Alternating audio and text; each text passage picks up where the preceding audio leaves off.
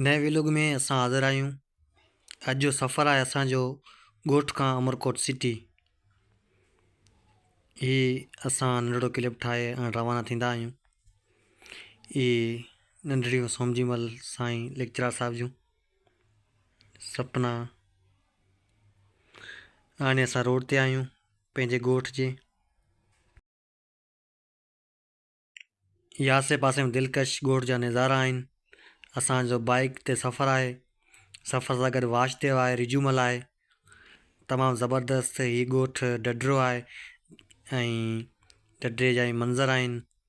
शहर महमूदाबाद बि महमूदाबाद जा मंज़र आहिनि, तव्हांखे ॾेखारियूं पिया। तमामु बहितरीनु सफ़रु रहियो। थोरो सीउ हुअण जे करे असां दरगाह ते ब्रेक कयोसीं। दरगाह हज़रत ख्वाजा ईसा अली जेका चिलमन जे भर में आहे। ढोरो वाह जेको क़दीम आहे। हाणे असां चीलबंद जे तमामु वेझो पहुचण वारा हुआसीं। साम्हूं नज़र ईंदड़ जेको आहे इहो चीलबंद आहे। चीलबंद ते असां मोटरसाइकिल जो तेल भरायोसीं, वरी रवाना थियासीं। नंढड़ा दुकान, नंढड़ो स्टॉप चीलबंद आहे। हीअं तमामु वसी थींदो पियो वञे ॾींहों ॾींहुं।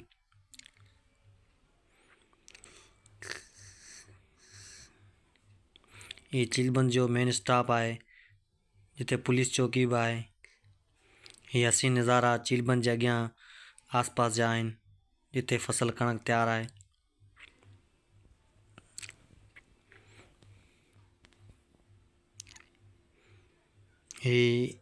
नंढिड़ो स्टॉप वरी नज़र तव्हांखे ईंदो शाहणीआबाद। स्टॉप जो शाहणीआबाद आहे।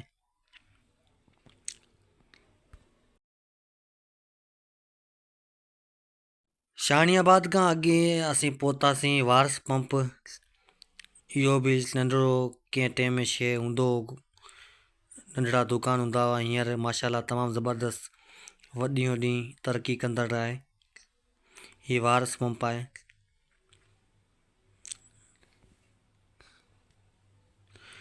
तमामु ज़बरदस्त इंजॉय कयोसीं ऐं सीउ बि तमामु घणो हुअण करे लोही असांखे जैकेट लाहिण जी ज़रूरत कोन हुई। बहरहाल सभई गॾु हुआसीं, ज़बरदस्त इंजॉय थियो असांजो।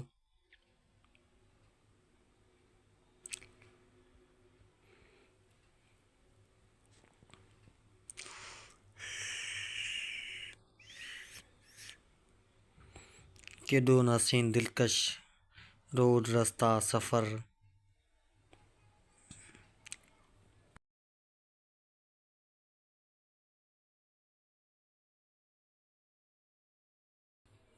रोड जे ॿिन्ही पासनि खां बीठल ज़ूकलम में बेग जखरो स्टॉप आहे।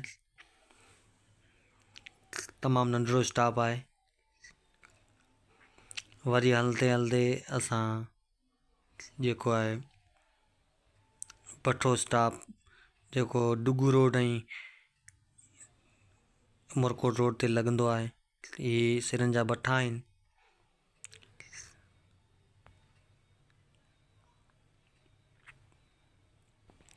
बि हिकिड़ो नंढिड़ो शहर हो कंहिं वक़्त में।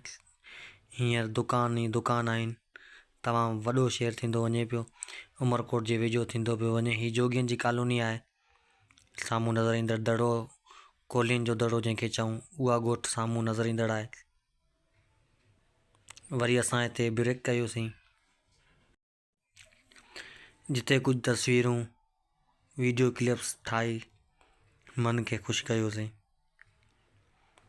रिफ्रेश थी वरी रवाना थियासीं। साम्हूं को कॉलेज आहे जेको हींअर हलंदड़ बि आहे। अमरकोट कुंडी रोड ते इंस्टीट्यूट अमरकोट रोड ते आहे ऐं साम्हूं जाहिरो रोड आहे।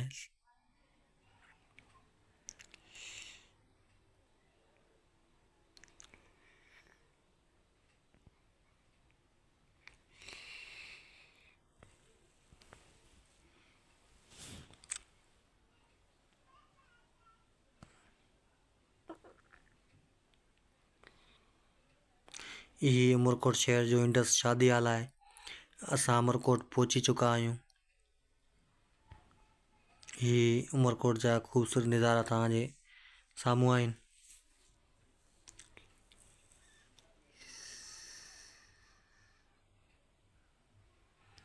इहा उमरकोट सिटी। ऐं असांखे बुख बि ॾाढो तंग कई हुई, छो त टाइम 1 ऐं 2 जे क़रीब हो। त असां सोचियोसीं त छो न कुझु हली रिफ्रेशमेंट कजे ऐं बुख खे भॼाइजे।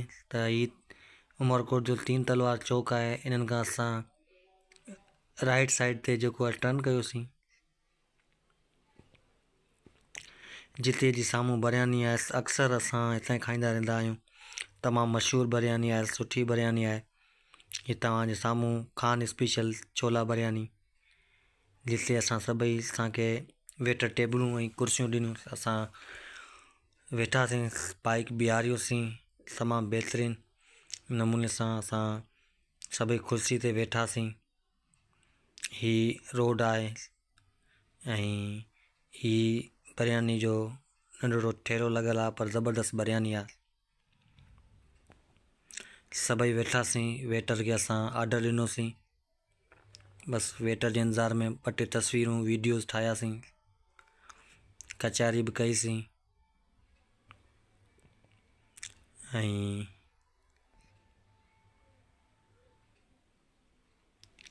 उन खां पोइ बिरयानी असांखे असांजे हथनि में अची वई।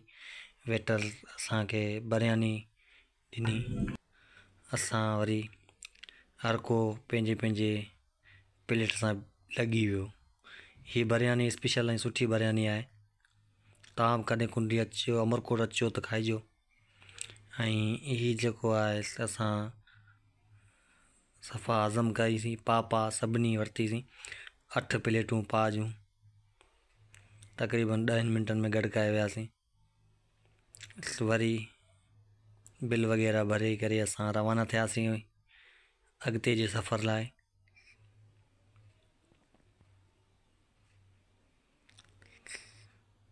हीअ उमरकोट जी हिकिड़ी रवापीर चौक वारी गली आहे, जितां खां उमरकोट क़िलो असांखे वेझो हो। असां ही विच वारी गली वठी असांखे उमरकोट घुमिणो हो। असां उमरकोट वियासीं।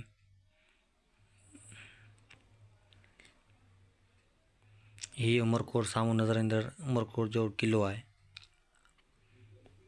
ये वॾो दीवारनि वारो इहो साइड में।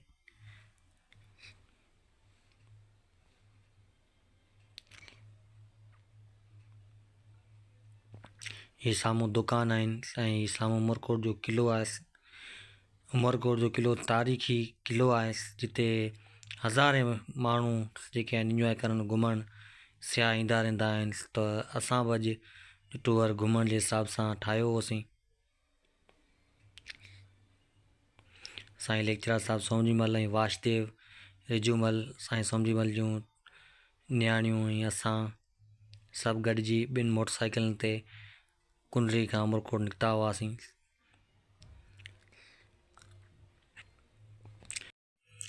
ही बाइक पार्किंग जे लाइ हिकिड़े पासे असां बाइक बीहारीसीं। ऐं बाइक पार्किंग वारे खे टिकट ॾिनोसीं, पर्ची कटाईसीं, अॻिते रवाना थियासीं। जिते जी टिकट 30 रुपया हुई। तव्हां ॾे अलाए छा टिकट आहे, असां 30 रुपया। पोइ असां पैदल हलणु लॻासीं, साम्हूं किले तरफ़ वधियासीं। कुझु वीडियोज़, कुझु तस्वीरूं ठाहींदे एॾी उस कान हुई CEO हुनजे करे काफ़ी माण्हू इंजॉय करे रहिया हुआ। के फैमिली समेत हुआ, के असां जीअं अकेला हुआ, छड़ा हुआ, को कीअं हुआ, के ॿारनि सां गॾु हुआ। तमामु इंजॉय करे रहिया हुआ माण्हू। असां शुरू खां उमरकोट ही क़िलो असां म्यूज़ियम घुमण जो सोचियोसीं पहिरीं। म्यूज़ियम उमरकोट म्यूज़ियम जेको क़िले जे अंदरि ठहियलु आहे, जंहिंमें जदीद दौर जा हथियार, सकाफ़त, जदीद हथियार, जदीद सकाफ़त, जदीद रांदियुनि जा जेके आहिनि ठहियलु आहिनि अक्स, उहो तव्हांखे ॾेखारींदासीं हिन वीडियो में।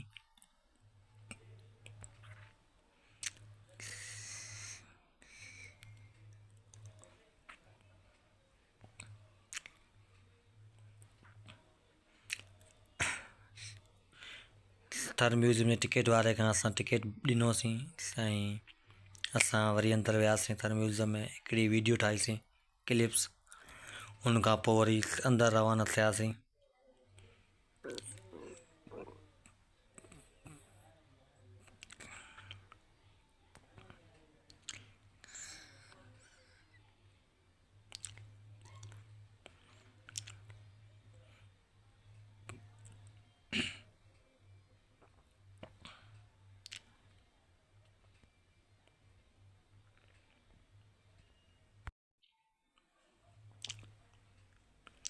सभ खां पहिरीं असां हिन रूम में वियासीं जिते मुख़्तलिफ़ ॿोलियुनि में किताब रखियल आहिनि, मुख़्तलिफ़ मज़हबनि जे हवाले सां तस्वीरूं आहिनि,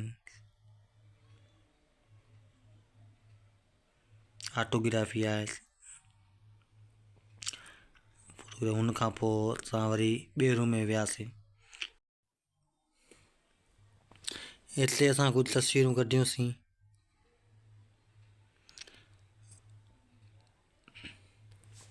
हुन खां पोइ वरी असां ॿाहिरि निकितासीं हिकु ॿिए रूम में, जिते हिकु बुज़ुर्ग चाचो असांखे उन जे बारे में ॿुधाई रहियो हो ऐं असांखे तमामु इज़त ॾिनी, जिते असां वरी ख़ूब इंजॉय कयो, तस्वीरूं कढियूंसीं। अकबर बादशाह जो वेस ही ऐं मारवी जो हिसाबु तमामु बहितरीनु म्यूज़ियम ठहियल हो, जिते असां कुझु क्लिप्स वरितासीं, वीडियोस वरितासीं। सपना, पायल, सभिनी ॿार तमामु ख़ुशि नज़र अची रहिया हुआ।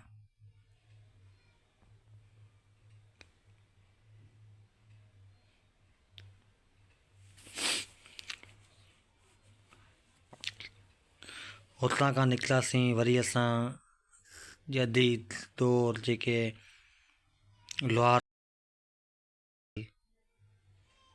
उन्हनि वटि वियासीं। इहे कुंभार को कमु, जेके कुंभार मिटी जा थांव ठाहींदा आहिनि, इहे लोहार के कमु वारो जेको आहे ठहियलु आहे थर म्यूज़ियम में, उमरकोट म्यूज़ियम जेके पाण चऊं। ॾिसो न केॾी न कारीगरी थियल आहे।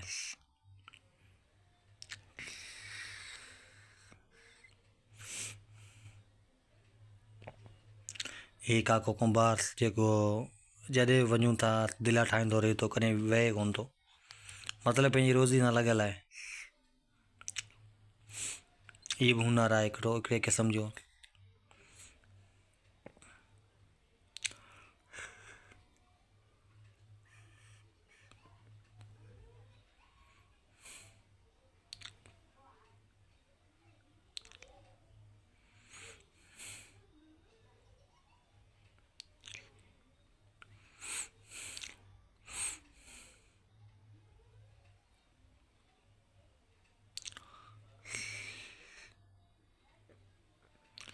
ऐं हुन खां पोइ वाढे जो कारीगर असां वीडियो में ॾिसूं पिया, जेको इहो काको जॾहिं वञूं तॾहिं बि लॻो पियो रहंदो आहे कम खे। इहे बि जदीद दौर, पुराणे दौर, अॼु बि साॻी इहो कमु हलंदड़ आहे, हुनर आहे हिकु क़िस्म जो।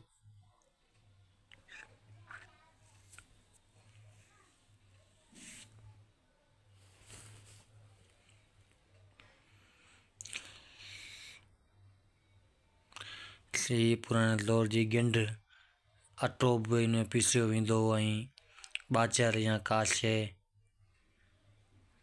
ऐं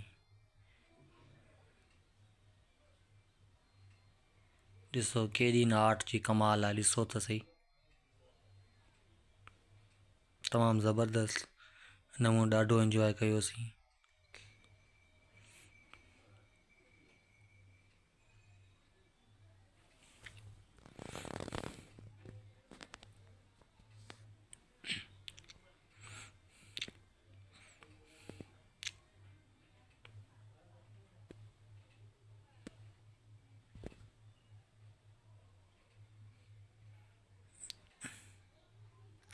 हीअ मुरली वारो जोगी बि हुन साॻी थर म्यूज़ियम में ठहियलु आहे।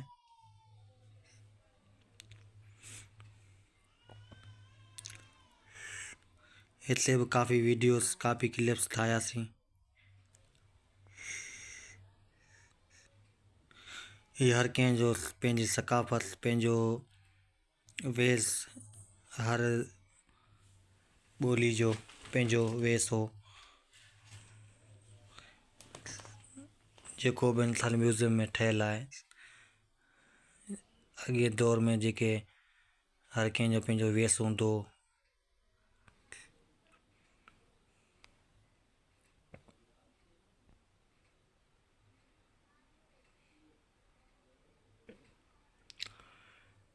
हुन खां पोइ असां वियासीं हिकु ॿिए रूम में, जिते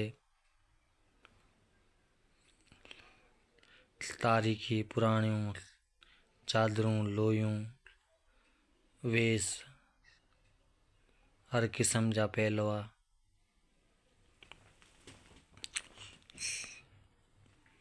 हुन खां पोइ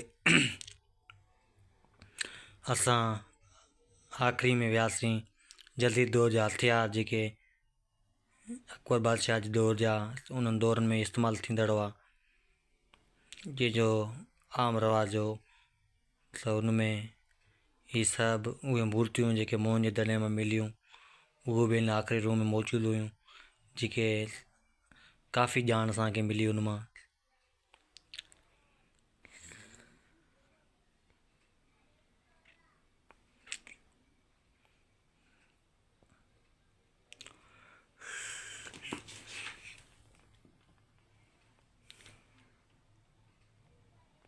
तमामु ज़बरदस्त नमूने सां इंजॉय कयोसीं।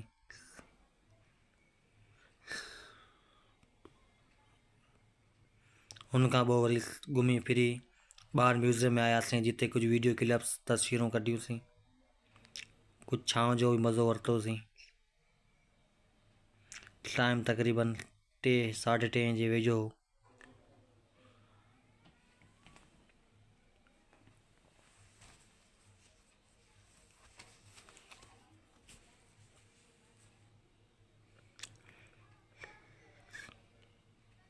इहो उमरकोट क़िलो, इहो जिते ईंदड़ सियाह इंजॉय करे रहिया हुआ। इहो सारो उमरकोट जो क़िलो आहे, बादशाहनि जे दौर जो। नंढड़ा ॿार तमामु ख़ुशि नज़र अची रहिया हुआ।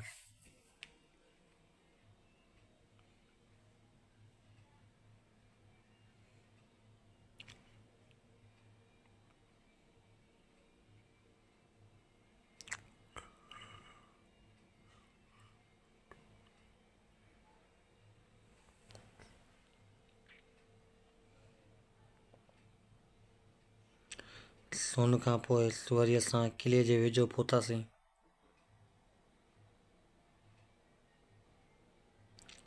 उमरकोट क़िलो जेको ठहियलु आहे, उनजे मथे चढ़णु लॻासीं। काफ़ी माण्हुनि जी रश जेको मौजूदु हुई। असां बि मथे आहिस्ते आहिस्ते चढ़ियासीं।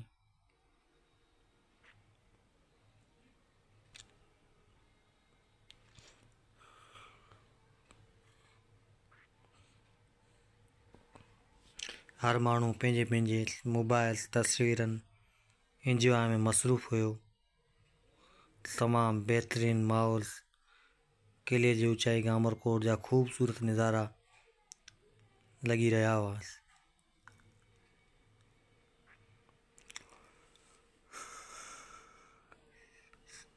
हीअ पायल कुमारी हुई, जेका ॾाढी ख़ुशि नज़र अची रही आहे। सपना ऐं कनकी तमामु ख़ूबसूरत नज़ारा आहिनि उमरकोट क़िले जा।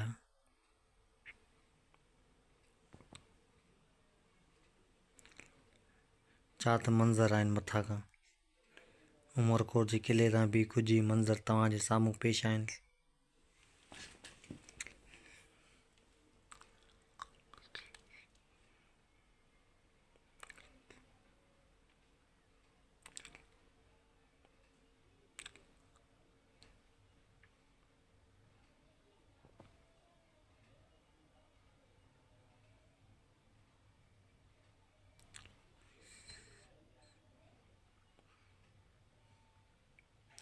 हितां सभु घुमी फिरी वरी कुझु तस्वीरूं वरितियूंसीं।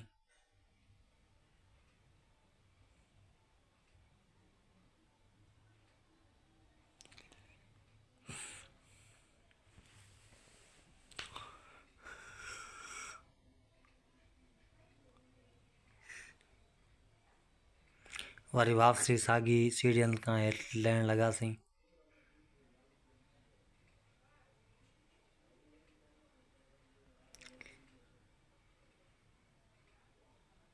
पासे में नंढड़ी पान शॉप तां कुझु सोपारियूं टाफियूं नंढड़नि लाइ पाण लाइ वरितियूंसीं। वरी वापसी साॻी बेग वरियासीं जिते असांखे प्यारो दोस्त अमूलकदास गोमानी बि मिलियो, जंहिंसां कुझु कचहरी कुझु ॻाल्हियूं थियूं। तमामु बहितरीनु दोस्त आहे अमूलकदास गोमानी असांजो।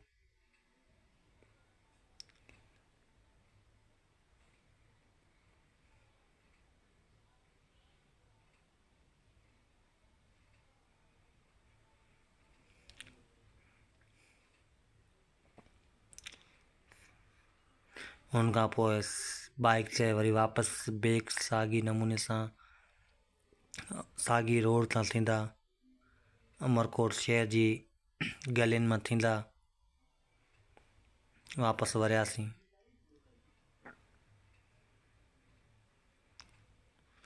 अमरकोट जी सोड़ियुनि घटियुनि मां थींदा हाणे असांजो स्टॉप हो प्यारी लाल जे घर। ये अमरकोट जूं उहे सोड़ियूं गलियूं आहिनि जितां खां असांजो गुज़र थियो। अमरकोट में काफ़ी प्राइवेट स्कूल आहिनि।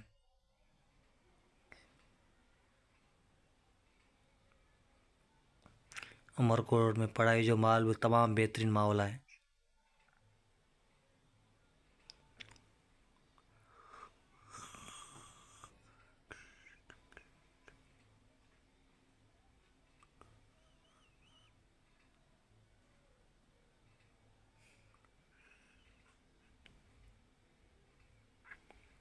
हितां खां थींदा अमरकोट जी सोड़ियुनि गिटियुनि गलियुनि खां थींदा अमरकोट जी कॉलेज खां थींदा सिधो हाणे असांजो स्टॉप हो बिहारी लाल वटि, जिते असांखे चांहि जी दावत हुई।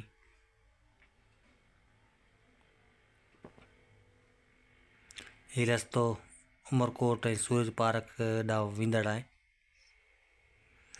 श्री खेताराम जो आश्रम बि साॻी रोड ते आहे। हाणे असां बिहारी लाल जे घर ॾांहुं वञणु लॻा हुआसीं। हीअ रस्ती उन्हनि जे मोहल्ले में वेंदड़ आहे, जिते बिहारी लाल असांजे इंतज़ार में हुआ। जीअं ई असां हुते पहुतासीं त बिहारी लाल असांजे इंतज़ार में हुआ। गेट खोलियो, दुआ सलाम थी।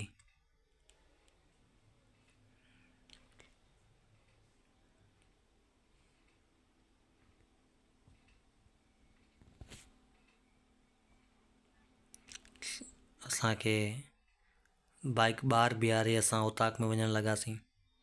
हीअ बिहारी लाल जो उताक आहे, जिते असां सभई उताक में आयासीं। हीअ नंढड़ा ॿारड़ा उन्हनि जा घर जा हुआ जेके असांखे ॾिसी पहुता हुआ। हाणे असां उताक में वेठासीं कचहरी करणु।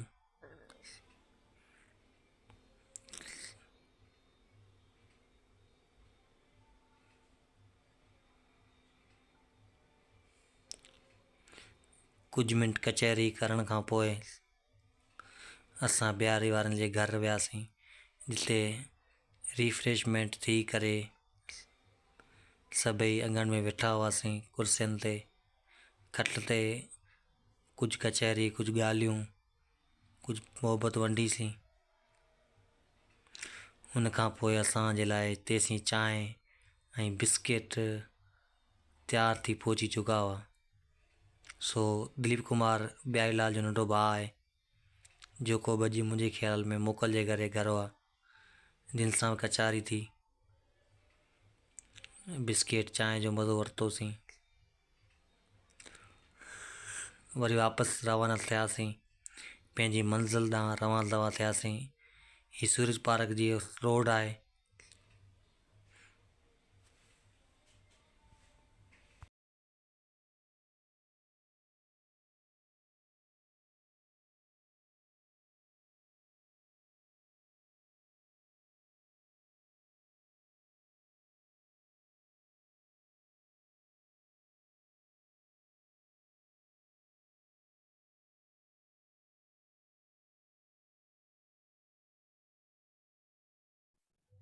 ये उमरकोट जी सूरज पार्क वारो चौक आहे जेको मियां जान मोहम्मद अमरकोट कुंडरी ऐं सूरज पार्क ॾांहुं रोड आहे।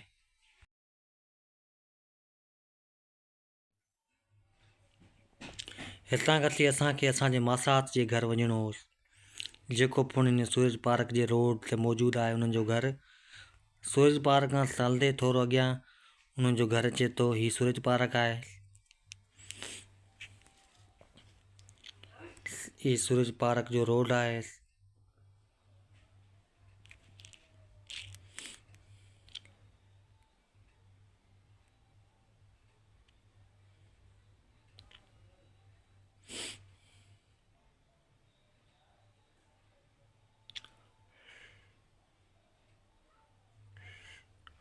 हीउ साम्हूं ईंदड़ मासत जा घर हुआ ऐं हीअ वारी में असांखे वञिणो पियो बाइक खे। जीअं तीअं करे मासात जे घर पहुतासीं ऐं चांहि वग़ैरह